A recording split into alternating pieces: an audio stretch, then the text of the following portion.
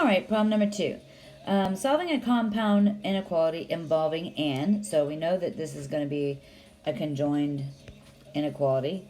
And we want to find out what are the solutions of negative 3 less than or equal to m minus 4 less than negative 1.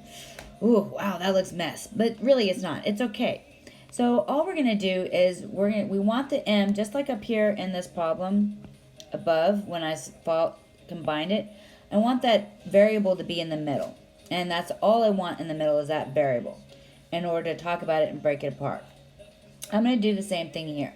I'm going to treat these inequality symbols as, I'm going to treat them as equal signs. So if I add 4 here, I'm going to add 4 to this side and this side as well. So now that's going to give me m in the middle, less than, negative 4 plus 4 will give me 3, less than or equal to, negative 3 plus 4 will give me 1. Okay. See, not too bad. So we have a compound inequality right here, just like we did above. Okay, now I'm going to break it apart. So I'm going to say 1 less than or equal to m, and m is less than 3, because we want to talk about graphing this. Now, in order for me to think about this in an easier term, I'm going to switch my m and my 1. So now my m is going to be on the left and my 1 is going to be on the right. So that means I need to switch my inequality symbol. Okay, and m is less than 3. Hello, Walter. Stop. All right, so now I'm going to draw my number line. And I have 1 here, I have 0 here, I have 3 here, and I have 2. All right, now, it does equal 1, but does not equal 3, so that's going to be open. My values of m are greater than 1, so that's going that way. My values of m are less than 3, so it's going that way. So I know that all my area is shaded there. Not too bad, right? Really straightforward and simple. Let's do problem number 3. Go ahead and do that, because it's the same thing, but now we have the or. Listen, when we have that or, just treat it as 2 separate inequalities. So I'm just going to solve them separately. So I'm going to subtract 2 from both sides. So then that's going to give me 3t less than negative 7 minus 2.